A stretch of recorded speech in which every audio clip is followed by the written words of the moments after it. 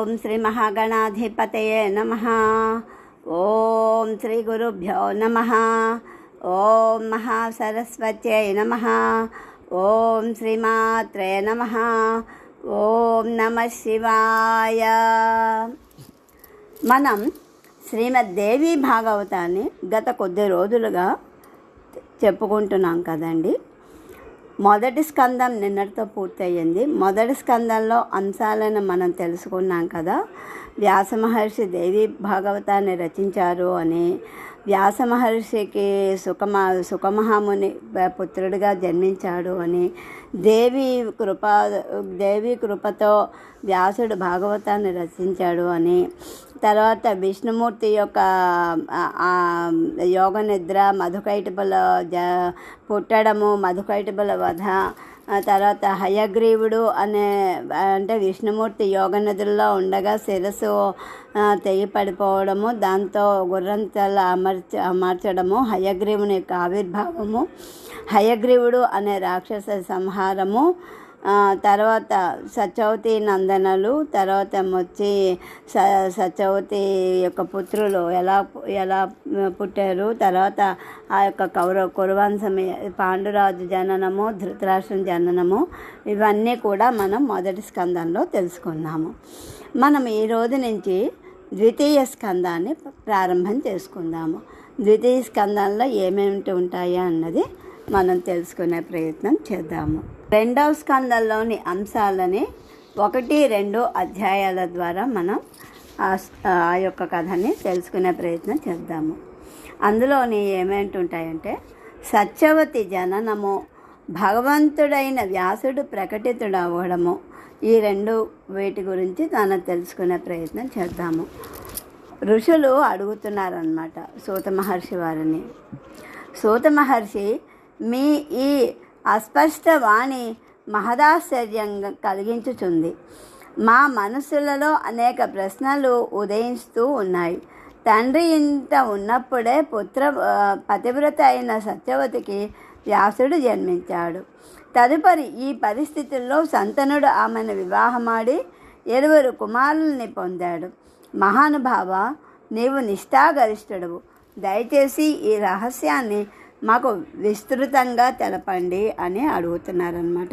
అంటే సవివరంగా తెలపండి అని చెప్పేసి అడుగుతున్నారు. దానికి సూత మహర్షి వారు ఈ విధంగా చెప్తున్నారనమాట. ఆదిశక్తి కృప వలననే చతుర్విధములైన ధర్మార్థ కామమోక్షములు లభ్యమవుతున్నాయి. ఆ పరాశక్తికి ప్రణమిల్లి ఈ పురాణ సంబంధముగు పావన ప్రసంగమును నేను మీకు వివరించుతున్నాను. విశేషమేమంటే, భగవతి జగదంబిక యొక్క వాంగ్మయ బీజమంత్రము ఏదో ఒక నెపమున నోటి నుండి వెడలినచో అతనికి అవిచల సిద్ధి ప్రాప్తిస్తుంది.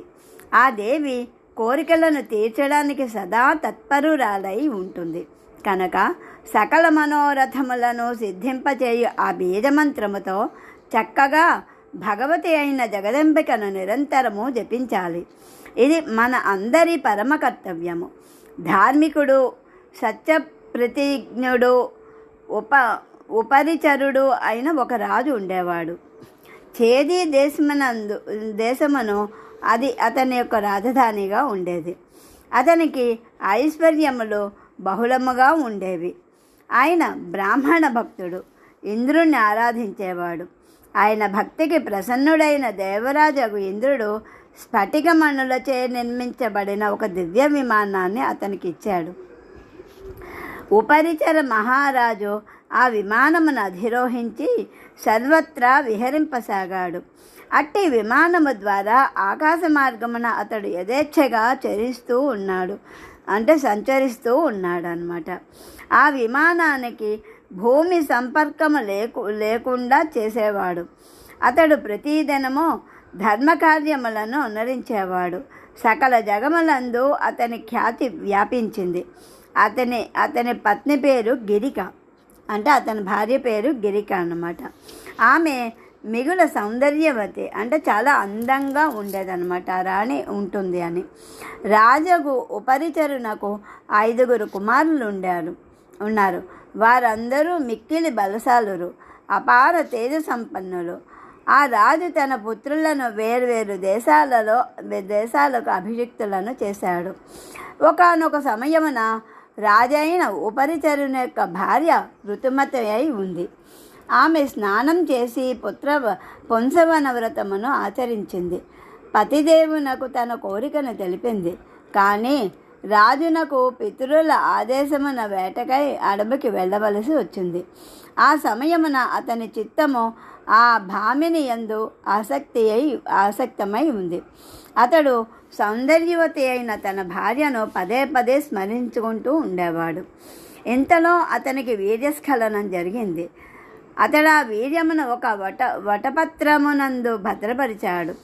రాజునకు రాణి యొక్క ఋతుకాలము గూర్చిన జ్ఞాపకము ఉండనే ఉంది కదా. ఏ విధంగానైనా ఈ వీర్యము వ్యర్థం కాకూడదు అని, నా ఈ వీర్యము అమోఘము, దీనిని నేను నా భార్యకు పంపిస్తాను అతని ఆలోచించాడు. ఇట్లు తలచి అతడు ఆ వీర్యమును మొదట అభిమంత్రించాడు. పిదప వటపత్ర పుటమునందు దాన్ని దాచాడు. దగ్గరనే ఒక డేగ ఉందన్నమాట, అంటే పక్షి ఉండేది. రాజు దానితో, మహానుభావ, ఇప్పుడు నీవు దీనిని తీసుకొని నా గృహానికి వెళ్ళుము. సౌమ్యుడా, దీనిని నా గృహమునకు తీసుకొని వెళ్ళి నా ప్రియమైన భార్య అయిన గిరికకు వెంటనే అందచేయము అని చెప్పాడనమాట. ఆమెకి ఈరోజు తన ఋతుకాలము అని పలికాడు అని సూతుడు ఇంకా చెప్తున్నాడనమాట. ఈ విధంగా పలికిన రాజుకు ఉపచరుడు తన వీర్యమును భద్రపరిచిన ఆ పుటమును ఆ డేగకిచ్చాడు. ఎగురుటి యందు నైపుణ్యము గల ఆ పక్షి ఆ పుటమును తీసుకుని వేగంగా ఆకాశ మార్గాన్ని ఎగిరిపోయింది. అది తన ముక్కుతో ఆ పుటమును పట్టుకుని ఆకాశ మార్గాన్ని ఎగిరిపోచుండగా దానిని మరొక డేగ మాంసఖండము అని తలచి వెంటనే దాని మీద దాడి చేసింది. ఆకాశ మార్గమున రెండు పోరాడుతూ ఉన్నాయి. ముక్కుతో యుద్ధము చేయనప్పుడు ఆ పుటము జారి యమునా నది జలమునందు పడిపోయింది. అది పడిపోవగానే రెండు పక్షులు తలకొక దారి వెళ్ళిపోయాయి. ఆ సమయమున అద్రిక అను పేరు గల అప్సర ఆ నదిలో స్నానం చేస్తూ ఉంది. ఒక బ్రాహ్మణ దేవుడు స్నానమరించి సంధ్యావందనము నగ్నమై ఉన్నాడు. జలమునందు మునిగి కేళీ విహారము సలుపుచూ ఆ సుందరి అప్సర బ్రాహ్మణుని పాదాలను ముట్టుకుంది. అప్పుడు ఆ బ్రాహ్మణోత్తముడు ప్రాణాయామము చేసుకుంటూ ఉన్నాడు. స్వేచ్ఛాగమనము గల ఆ అప్సరసను చూచి, నీవు నా తపస్సును భంగం చేశావు కనుక నీవు చేపవగు అని ఆ బ్రాహ్మణుడు అప్సరసను శపించాడు. ద్విజవరుని శాపముతో అప్సరస అగు అద్రిక చేపగా పరిణతి చెందింది. యమునా జలములో పడింది. అదే సమయానికి ఆ డేగ ముక్కు నుండి ఆ వీర్యపుటము జారి నీటిలో పడింది. వెంటనే మత్స్యరూపమునున్న అప్సర అగు అద్రిక దానిని మింగింది. కొంతకాలము తర్వాత ఆ చేప ఒక ధీవరుడగు మత్స్యకారుని చేతికి చిక్కింది. ఆ మత్స్యకారుడు దానిని వలిలో బంధించాడు. అప్పుడు ఆ చేప 10 నెలల గర్భంతో ఉంది. మత్స్యకారుడు ఆ చేప కడుపును చీల్చడానికి ఉద్యమించగా అందుండి ఇరువురు మానవాకార శిశువులు బయటపడ్డారు. ఒకరు శోభా సంపన్నమగు బాలుడు, రెండవది సుందరమైన బాలిక. ఈ ఆశ్చర్యమైన సంఘటన చూచి ఆ మత్స్యజీవి గొప్ప సందేహమున చిక్కుకున్నాడు. చేప ఉదరము నుండి వెలువడిన ఆ శిశువులను తీసుకొని అతడు వారిని రాజునికి అప్పగించాడు. రాజుకు కూడా మహదాశ్చర్యం కలిగింది. ఆ రాజు సుందరుడైన ఆ బాలుని తన గృహమునందుంచుకున్నాడు. ఆ బాలకుడే పరాక్రమమున మత్స్యుడు అని పేరు గల మహారాజుగా ప్రసిద్ధి చెందాడు. అతడు గొప్ప ధార్మికుడు, సత్యప్రతిజ్ఞుడు, తండ్రి వలె శక్తిశాలి. అప్పుడు ఉపచర మహారాజు ఆ కన్యను ధీరువని కొసగాడు, అంటే ధీరునకు ఇచ్చాడనమాట. ఆ కన్యయే కాళీ మరియు మత్స్యోదరి అన్న పేర్లతో ప్రసిద్ధి చెందింది. ఆ కన్య శరీరము నుండి చేపల వాసన వస్తూ ఉంది. అందువలన ఆమెకు ఇంకొక పేరు మత్స్యగంధి అని పేరు కూడా వచ్చింది. తదనంతరం ఆ కన్య ధీవరుని ఇంట పెరుగుతూ ఉంది అని ఋషులు అంటున్నారు. ముని శాపము చేత ఆ దివ్య అప్సరయగు అద్రిక చేపగా పరిణతి చెందింది. ఆమె ఉదరమును మత్స్యకారులు చీల్చారు. అప్పుడ మరణించలేదా ధీరుని? అతడు దానిని ధీవరుడు తినలేదా? అప్పుడు ఆ అప్సర ఏ స్థితిలో ఉంది? ఆ శాపం ఎట్లు పరిసమాప్తి అయ్యింది? ఆమె స్వర్గానికి ఎట్లు చేరుకుంది? దయచేసి మహర్షి ఈ విషయాలను కూడా మాకు చెప్పండి అని అడిగాడనమాట. అంటే దానికి సూతుడు చెప్తున్నాడు, ముని శాపం ఒసగగా అప్సర మిక్కిలి చింతాక్రాంతమయ్యింది. దీనముగా విలపించుచు విమోచనమునకు మునిని ప్రార్థించింది. ముని మిగుల దయగలవాడు కనుక ఏడ్చుచున్న ఆమెను చూచి ఆయన ఇట్లు పలికాడు, కళ్యాణి శోకింపకు. శాప విమోచన సమయమునను నేను నీకు తెలిపెదను. నేను క్రోధావేశమున నిన్ను శపించితిని. నీవు చేపగా రూపొందావు. నీ ఉదరము నుండి 2 మానవ శిశువులు ఉదయిస్తారు. అప్పుడు నీవు శాపము నుండి ఉద్ధరింపబడతావు అని చెప్పేసి ఆ ముని చెప్పాడనమాట. ఇట్లు బ్రాహ్మణుడు చెప్పగా ఆ అప్సర చేపయ్య యమునా నది జలములందు కొంతకాలం గడిపింది. 2 శిశువులు జన్మించగా ఆమె మరణించింది. అప్పుడు ఆమెకు శాప విమోచన కలిగింది. తర్వాత ఆ అప్సర మత్స్యరూపాన్ని పరిచ్ఛేదించి దివ్య రూపమైన శరీరముతో ఆ స్త్రీ స్వర్గానికి వెళ్ళిపోయింది. ఇట్లు మత్స్యగంధి అనే పేరుతో ఆ సౌందర్యవతి కన్య జన్మించింది. ధీవరుని ఇంట పెరిగి ఆమె యవ్వనవతి అయ్యింది. ఆ మత్స్యగంధి యౌవనావస్థకు చేరుకోగా ఆమె సౌందర్యమును నిగ్గుతేలి మనోహరముగా ఉంది. ధీవర రాజునకు పనులన్నీ ఆమెయే చేస్తూ ఉండేది అని సూత మహర్షి వారు చెప్తున్నారనమాట. ఇంకా ఒకనాటి సంగతిది. గొప్ప తేజస్వియు మునీంద్రుడు అయిన పరాశరుడు తీర్థయాత్ర చేస్తూ ఉన్నాడు. తిరుగుచూ ఆయన యమునా నది పావన తీరానికి చేరాడు. అప్పుడు ఆ నావను నడుపు కేవటుడు భోజనానికి వెళ్ళి ఉన్నాడు. ధర్మాత్ముడైన పరాశరుడు అతనితో, నన్ను నీ నావలో తీసుకుని యమునా నదికి ఆవలి ఒడ్డును చేర్చుము అని అడిగాడు. కేవటుడు యమునా తీరమనే తినుచూ ఉన్నాడు. ముని ఆజ్ఞను అనుసరించి అతడు మత్స్యగంధి అనే పేరు గల తన కన్యతో చెప్పాడు, అమ్మా, నీవు మిగుల చతురమతివి. ఈ మునీంద్రుడు ధర్మాత్ముడు, తపస్సంపన్నుడు. ఇతనిని ఆవలి ఒడ్డుకు చేర్చవలయను అను కోరిక కలదు. నావలో కూర్చుండబెట్టుకొని ఇతనిని ఆవలి ఒడ్డుకి చేర్చుము.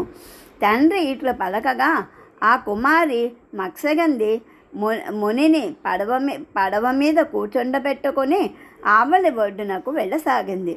పడవ జలముల మధ్య నుండగానే దైవవశమున మనోహర నేత్రము గల ఆ కన్యను మునివరుడు చూశాడు. ముని మనసులో ప్రబలమైన కామవాసన జాగృతమయ్యింది. మునీంద్రుడు తన దక్షిణ హస్తముతో ఆమె దక్షిణ హస్తమును పట్టుకున్నాడు. అప్పుడు ఆ సుందరి మునితో ఈ విధంగా పలికింది, మీరు ఉత్తమ కులమున జన్మించిన వారు, శ్రోత్రియ బ్రాహ్మణులు, తపస్సంపన్నులు. నేను మీకు తగినదాననా? మీరు వశిష్ఠుని వంశమున జన్మించారు. అభిజాత్యము కల సదాచార సంపన్నులు, ధర్మరహస్యములను ఎరిగిన మునివరులు. అట్టి మీరు నన్నెందుకు పొందకోరుచున్నారు? ద్విజవర, జగత్తునందు మానవ జన్మ లభించుట మిగుల దుర్లభము. మనుష్యుడై బ్రాహ్మణ కులమున జన్మించుట అన్నిటికంటే దుర్లభమైన విషయము అని నాకు తోచును. విప్రవర్య, మీరు కులశీలములు, స్వాధ్యాయనములు మొదలుగా గల సకల సద్గుణ సంపన్నులైన ఉత్తమ బ్రాహ్మణులు. మీకు సమస్త ధర్మముల యొక్క జ్ఞానము కలదు. నా శరీరము నుండి చేపల దుర్గంధము వచ్చుచున్నది. నన్ను చూచి మీలో ఈ కుక్షిత భావం ఎట్లు కలిగింది? ఆమె తన మనసులో, ఈ బ్రాహ్మణుడు వాస్తవానికి మిగుల మూర్ఖుడు, కానీ ఇతని కోరికను విరుద్ధంగా ఎవరూ ప్రవర్తించగలరు అని ఆమె తలపోస్తూ ఉందన్నమాట. మళ్ళీ మునీంద్రుడైన పరాశరునితో, మహానుభావ, ధైర్యాన్ని వహించండి, నేను ఇప్పుడే ఆవళి ఒడ్డునకు వెళ్ళుదును అని చెప్పిందన్నమాట ఆ మత్స్యగంధి అని సూతుడు చెప్తున్నాడు.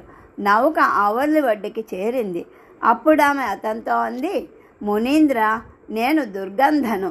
ఇరువురును సమాన రూపము కలిగి ఉన్నచో సంయోగమునందు సుఖం లభిస్తుంది అని. మత్స్యగంధి అట్లు పలుకుతుండగానే పరాశరుడు తన తపోబలముచే ఆమెను కస్తూరి యొక్క సువాసనలు వెదజల్లుదానిగా చేశాడు. ఈ సుగంధము 4 క్రోసుల దూరం వరకు వ్యాపించింది. అప్పుడు మునీంద్రుని చేత యోజనగంధి అయిన సత్యవతి ఇట్లు పలకసాగింది, మునిశ్రేష్ఠ, ఈ జనులందరూ చూస్తూ ఉన్నారు. ఆ ఒడ్డున నా తండ్రి కూడా ఉన్నాడు. ఈ పాశవిక కర్మ మిక్కిలి భయంకరమైనది. మానవుడు రాత్రి సమయమున దీన్ని ఆచరించాలి. పగలు ఇది నిషిద్ధము. ఇది శాస్త్రము యొక్క ఆదేశము. మహామతిమంతుడు ఒక మునీంద్ర, ఇప్పుడు నీవు నీ కోరికను ఆపుకొనుము. లేకపోయినచో జగత్తునకు సహింపరాని అపవాదు వ్యాపిస్తుంది అని. సత్యవతి యొక్క చాతుర్యముతో కూడిన మాటలను విని మహామననశీలుడకు పరాశరుడు తన పుణ్యప్రభావమున అదే క్షణము మంచును సృష్టించి దానితో ఆ ప్రదేశమునంతటినీ కప్పేశాడు. అప్పుడు ఆ తీరమునందంతా అంధకారం అలుముకొంది. అప్పుడు సత్యవతి కోమలమైన మధురవాణితో మునీంద్రునితో ఇట్లు చెప్పింది, బ్రాహ్మణోత్తమ, నేను కుమారిని, కన్యను. మీరు మీ ఇచ్ఛానుసారము వెళ్ళిపోతారు. విప్రవర, మీ వీర్యము వ్యర్థము కాజాలదు. ఇప్పుడు నా గతి ఏమవుతుంది? గర్భవతినైనచో తండ్రితో ఏమని చెప్పుదును? నా కర్తవ్యం ఏమిటి? దయచేసి చెప్పండి అని. దానికి పరాశరుడు అంటున్నాడు అనమాట, ప్రియురాలా, నాకు ఇష్టమైన దానివి నీవు ఇష్టమైన దానిని నీవు నెరవేర్చిన దాని వలన నీవు కన్యగానే ఉంటావు. నీ కన్యత్వానికి దూషితము కాదు. భామిని, నీకు ఇష్టమైన వరమును కూడా కోరుకో అన్నాడు. సత్యవతి అంటోందనమాట, గౌరవ మర్యాదలను ప్రసాదించు మునీంద్ర, నా తల్లిదండ్రులు ఈ రహస్యమును ఎరగజాలకుండునట్లు నన్ను అనుగ్రహించండి. నా కన్యావ్రతమునకు భంగము కాకూడదు. నాకు నీతో సమానమైన మిక్కిలి ఆశ్చర్యమగు శక్తిశాలి అయిన పుత్రుడు ఉదయించాలి. నా ఈ సుగంధము సదా స్థిరమై ఉండుగాక. నేను ఎల్లకాలము నవయువతిగానే ఉండుదునుగాక అని కోరుకుందనమాట ఆ మత్స్యగంధి. దానికి పరాశరుడు అని చెప్పాడు, సుందరి విను, నీ పుత్రుడు విష్ణు భగవానుని అంశతో జన్మిస్తాడు. త్రిలోకములయందు సాటి లేని ప్రసిద్ధిని పొందుతాడు. ప్రియురాల, ఏ అదృష్ట కారణమునో నివారింపరాని ప్రభావము చేతనో నీ యందు ఆసక్తుడనైతిని. వరానన, నేటి వరకు ఇంతకు ముందెన్నడూ నా మనసు ఎవ్వరి మీద ప్రలోభాన్ని చెందలేదు. సుందరి, అప్సరసులెందరో నా ముందుకు వచ్చారు. వారిని చూచి నేనెప్పుడూ ధైర్యాన్ని కోల్పోలేదు. దీని యందు అవశ్యము ఏదో ఒక రహస్యమైన కారణం దాగి ఉన్నది. అర్థం చేసుకో. లేకపోయినచో దుర్గంధవకు నిన్ను చూచి నేను మోహితుడన ఎట్లవుతానో? ప్రసన్నవదన, నీ పుత్రుడు పురాణాలను రచించువాడుగాను, వేద రహస్యాలను క్షుణ్ణంగా ఎరిగిన వానిగాను 4 భాగములుగా విభజించగలడు. 3 లోకములయందు వాని ప్రతిష్ట సుస్థిరముగా ఉంటుంది అని చెప్పాడనమాట పరాశరుడు అని సుతుడు ఇంకా చెప్తున్నారనమాట. మునివరుని మాటలను విని సత్యవతి అతనికి అనుకూలంగా ప్రవర్తించింది. తర్వాత యమునా జలమునందు స్నానం చేసింది. మునులెవ్వరూ మునివరుడు అతడి నుండి వెళ్ళిపోయాడు. సత్యవతి కూడా తన గృహానికి మరలి వెళ్ళిపోయింది. ఆ క్షణముననే ఆమె గర్భము దాల్చింది. సమయానుసారముగా యమునా ద్వీపమునందే సత్యవతి పుత్రుని కన్నది. రెండవ కామదేవుడా అన్నట్ల బాలకుడు సౌందర్యము లొలకబోస్తూ ఉన్నాడు. పుట్టగానే తేజస్సంపన్నుడు అయిన కుమారుడు పెద్దవాడైన ఆ పిల్లాడు తల్లితో ఈ విధంగా అంటున్నాడు అనమాట. జనని, నా యందు అపరిమిత శక్తి కలదు. మనస్సును తపోనిష్టగా రూపొందించియే నేను గర్భమును ప్రవేశించుతిని. నీవిప్పుడు స్వేచ్ఛగా వెళ్ళవచ్చును. నేను కూడా తపమాచరించడానికి వెళ్ళిపోతున్నాను. మహాభాగ్యశాలివగు తల్లి, నువ్వు నన్నెప్పుడు స్మరించనను ఆ క్షణముననే నీ ఎదుట నేనుందును. మిగుల కఠినమైన సమయమున నన్ను స్మరించు. నేను తక్షణమే నీ సేవయందు ఉపస్థితుడనయ్యదను. అమ్మా, నీకు శ్రేయస్సు కలుగుగాక. నేను వెళ్ళడానికి ఆలస్యం అవుతోంది. నీవు చింతను వదిలి ఆనందంతో కాలాన్ని గడుపు అని చెప్పాడనమాట. ఇట్లు చెప్పిన తర్వాత వ్యాసుడు అక్కడి నుంచి వెళ్ళిపోయాడు. సత్యవతి కూడా తన గృహానికి వెళ్ళిపోయింది. ఆమె యమునా ద్వీపమున వ్యాసునకు జన్మనిచ్చింది. దాంతో వ్యాసుడు ద్వైపాయనుడను పేరుతో ప్రసిద్ధి చెందాడు. ఆయన భగవంతుడైన విష్ణువు యొక్క అంశావతారము కనుక ప్రకటితమవడంతోనే పెరిగి పెద్దవాడయ్యాడు, ప్రౌఢుడయ్యాడు. ఆయన అనేక ప్రత్యేక తీర్థములందు స్నానం చేసి ఉత్తమ తపమును ఆచరించాడు. పరాశరుడు దయచూపట వలన వ్యాసుడు ప్రకటితుడయ్యాడు. కలియుగము వచ్చింది. దీనిని తెలుసుకొని ఆయన వేదములను శాఖలుగా విభజించాడు. వేదములను విస్తరింపచేశాడు కనుక ఆయన పేరు వేదవ్యాసుడు అయ్యింది. పురాణ సంహితలు, శ్రేష్టమగు మహాభారతము అన్నీయూ ఆయన రచనలే. వేదములను విభజించి తన శిష్యులకు ఉపదేశించి అధ్యయనం చేయించాడు. సుమంతుడు, జైమిని, పైలుడు, వైశంపాయనుడు, అసితుడు, దేవలుడు, తన పుత్రుడైన సుఖదేవుడు వీరందరూ కూడా ఆయన యొక్క శిష్యులే అని చెప్తున్నారన్నమాట. ఈ విధంగా సూత మహర్షి వారు చెప్తున్నాడు. మునివరులారా, సత్యవతి ఆమె కుమారుడైన వ్యాసుని పవిత్ర జన్మలకు ఎన్నియూ కారణాలు. మహానుభావులకు మునులారా, వీరి జన్మ ప్రసంగమున ఏ సందేహానికి తావు లేదు. మహాపురుషుల చరిత్రలను విమర్శించుట అనుచితము. వారి ఆచరణలు అన్నింటినీ అనుకరించకూడదు. మునివరుడైన పరాశరుని గుణములను స్వీకరించాలి. పరాశరుడు ధర్మము నెరిగినవాడు. నీచులైన వారు చేయు పనియందు తాను ప్రవృత్తుడవుట ఎట్లు సంభవమవుతుంది? కానీ వ్యాసుడు జన్మించవలసి వచ్చింది. ఈ కార్యమునందు ఆ కారణం దాగి ఉంది. ఆశ్చర్యజనకమగు ఈ ప్రసంగమును నీకు వినిపించితిని.